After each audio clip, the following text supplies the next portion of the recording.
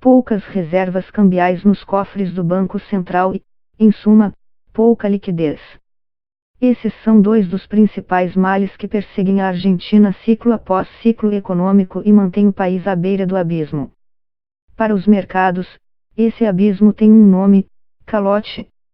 Ou seja, a quebra dos compromissos financeiros com investidores que emprestaram dinheiro ao governo argentino.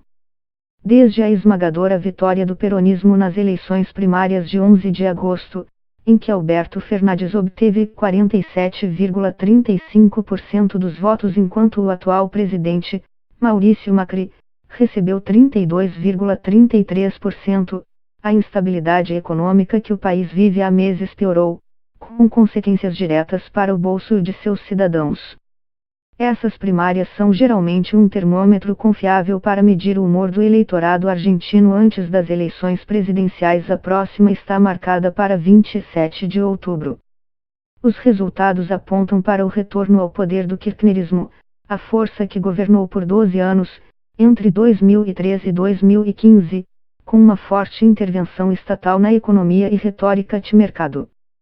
Alejo Czerwonko, da equipe de mercados emergentes do banco suíço UBS, diz que a possível chegada de Fernandes ao poder com Cristina Kirchner como vice-presidente causa preocupação entre investidores.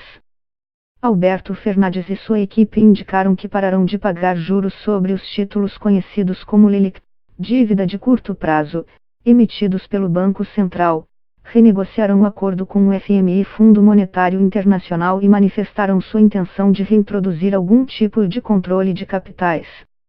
Para o analista, esses avisos estão longe de serem construtivos e destacam a possibilidade de que uma mudança de governo implique em descumprimento de obrigações financeiras. Mas a crise argentina vem de longa data. O grande calcanhar de Aquiles do governo Macri tem sido a economia. Embora ele tenha prometido reduzir a inflação e levar a pobreza a zero, ambas aumentaram durante seu governo. A situação mais grave ocorreu em 2018, quando o peso argentino perdeu mais da metade de seu valor em relação ao dólar. A inflação disparou, e o governo teve de pedir um empréstimo significativo ao FMI. As reservas em dólar têm uma importância crucial para uma economia como a da Argentina. São uma ferramenta vital de política monetária para evitar a desvalorização de sua moeda e o indicador mais confiável da solvência do país indicam se o Estado pode ou não administrar os pagamentos com que se comprometeu. As reservas internacionais de dólares no Banco Central estavam, no fim da semana passada, em 54,09 dólares bilhões, segundo o comunicado oficial.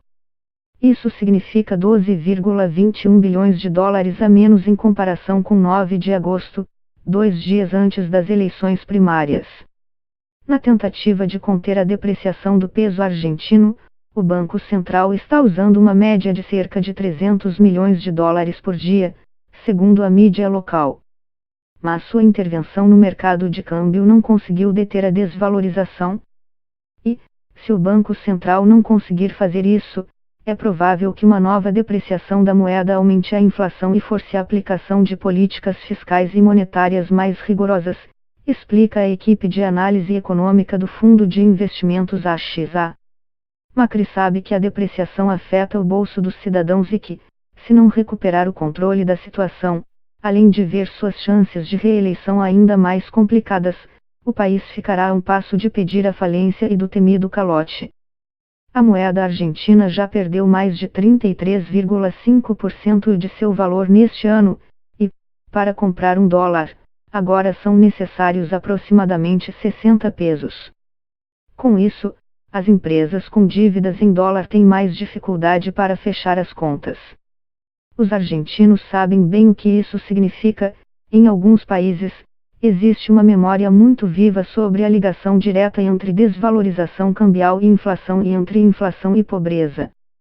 A economia argentina se contraiu 5,8% no primeiro trimestre de 2019, depois de ter caído 2,5% no ano passado. Em 2018, 3 milhões de pessoas entraram na pobreza. Em uma tentativa desesperada de evitar o esgotamento das reservas em dólares do Banco Central, a equipe de Macri impôs uma das medidas mais criticadas de sua antecessora, Cristina Kirchner, o controle do câmbio.